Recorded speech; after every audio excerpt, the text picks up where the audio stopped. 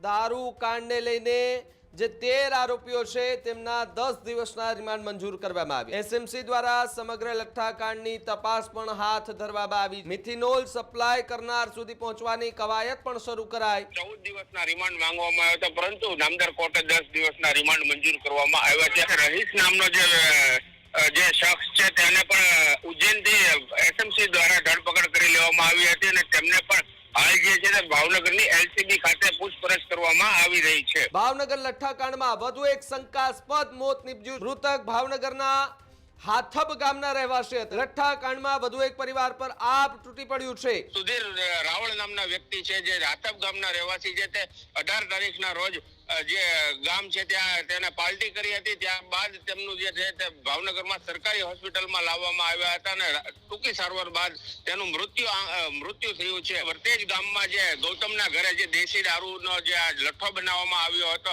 તેને લઈને સતત એસએમસી દ્વારા પણ હાલ અલગ અલગ ટીમો બનાવી અને ગુજરાતમાં અલગ અલગ જગ્યાએ તે તપાસ કરી રહી છે। દારૂ કાંડને લઈને જે 13 આરોપીઓ છે તેમના 10 દિવસના રિમાન્ડ મંજૂર કરવામાં આવ્યા। તમામ આરોપીઓને કોર્ટમાં રજૂ કરવામાં આવ્યા।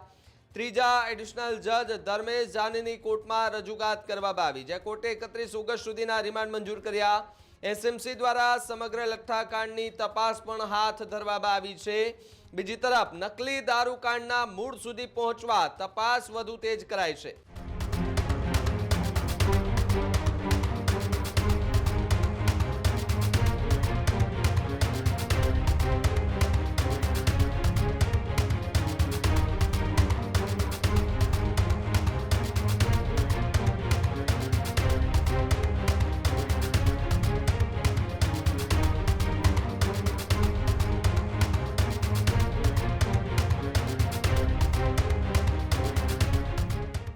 મિથિનોલ સપ્લાય કરનાર સુધી પહોંચવાની કવાયત પણ શરૂ કરાઈ। નકલી દારૂ તૈયાર કરવાની સમગ્ર પ્રક્રિયા અંગે પણ તપાસ જે છે તે કરવામાં આવી રહી છે। આરોપીની પૂછપરછમાં મોટા ખુલાસા થવાની શક્યતા હાલ તો જોવા મળી રહી છે। ત્યારે ભાવનગરમાં ઝેરી દારૂ કાંડને લઈને રાજ્યભરમાં ચકચાર મચી જવા પામી છે। લઠ્ઠાકાંડમાં જે 13 આરોપીઓ અત્યાર સુધી પકડાયા તેના 10 દિવસના કોર્ટે રિમાન્ડ મંજૂર કર્યા છે અને 10 દિવસ પોલીસ કસ્ટડીમાં રહી પોલીસ અને એસએમસી અલગ અલગ રીતે તપાસ કરશે। 10 દિવસ બાદ શું કઈ મોટા ખુલાસા થાય છે તેના પર સૌ કોઈની નજર હાલ જોવા બની રહી છે। ભાવનગરથી મારા સહયોગી વિરાંગ જોડાય છે। વિરાંગ, જે રીતે 13 આરોપીઓના 10 દિવસના કોર્ટે રિમાન્ડ મંજૂર કર્યા છે, શું કઈ વિગતો મળી રહી છે?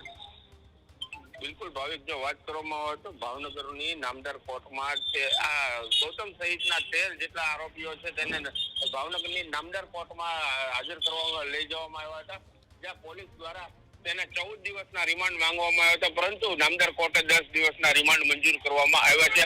સાથે જો વાત કરવામાં આવે તો જે રહીશ નામનો જે શખ્સ છે તેને પણ ઉજ્જૈનથી એસએમસી દ્વારા ધરપકડ કરી લેવામાં આવી હતી અને તેમને પણ હાલ જે છે તે ભાવનગરની એલસીબી ખાતે પૂછપરછ કરવામાં આવી રહી છે।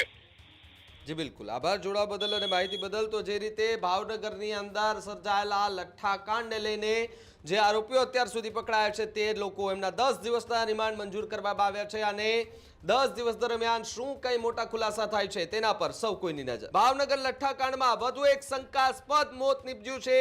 મૃત્યુઆંક વધીને 8 પર પહોંચી ચૂક્યો છે। સુધીરભાઈ કાળુભાઈ રાવળનું મોત થયું છે। મૃતક ભાવનગરના હાથબ ગામના રહેવાસી હતા, જે 18 ઓગસ્ટે ફરિયાદકા ગામે પ્રસંગમાં ગયા। મિત્ર સાથે કથિત રીતે દારૂ પીધા બાદ તબિયત લથડી હતી, જ્યાં 19 ઓગસ્ટે ખાનગી હોસ્પિટલમાં દાખલ કરવામાં આવ્યા। ત્યારબાદ વધુ સારવાર માટે સરકારી હોસ્પિટલ લઈ જવામાં આવ્યા, જે ટૂંકી સારવાર બાદ સારવાર દરમિયાન તેમનું મોત નીપજ્યું છે। લઠ્ઠાકાંડમાં વધુ એક પરિવાર પર આભ તૂટી પડ્યું છે। મૃતકના પરિવારમાં 2 દીકરીઓ હોવાનું સામે આવ્યું છે। ભાવનગરમાં ઝેરી દારૂ કાંડમાં મૃત્યુઆંકમાં લગાતાર વધારો જે છે તે જોવા મળી રહ્યો છે। વિરાંગ જોડાય છે। વિરાંગ, જે રીતે મૃત્યુઆંકમાં લગાતાર ભાવનગરની અંદર આંકડાઓ વધી રહ્યા છે, ટૂંકી સારવાર દરમિયાન વધુ એક વ્યક્તિનું મોત નીપજ્યાની ઘટના સામે આવી છે। વાત કરવામાં આવે તો ભાવિક, જે પ્રકારે ભાવનગરની અંદર જે દેશી લઠ્ઠાકાંડ જે સર્જાયો છે તેને લઈને ભાવનગરની પોલીસ અને એસએમસી દ્વારા હાલ જે છે તે સઘન તપાસ કરી રહી છે અને સતત જે ભાવનગરમાં મૃત્યુ આંક છે તે વધી રહ્યો છે। 7ની જગ્યાએ ગત રાત્રિના સુધીર રાવળ નામના વ્યક્તિ છે જે હાથબ ગામના રહેવાસી છે તે 18 તારીખના રોજ જે ગામ છે ત્યાં તેને પાર્ટી કરી હતી. ત્યારબાદ તેમનું જે છે તે ભાવનગરમાં સરકારી હોસ્પિટલમાં લાવવામાં આવ્યા હતા અને ટૂંકી સારવાર બાદ તેનું મૃત્યુ થયું છે.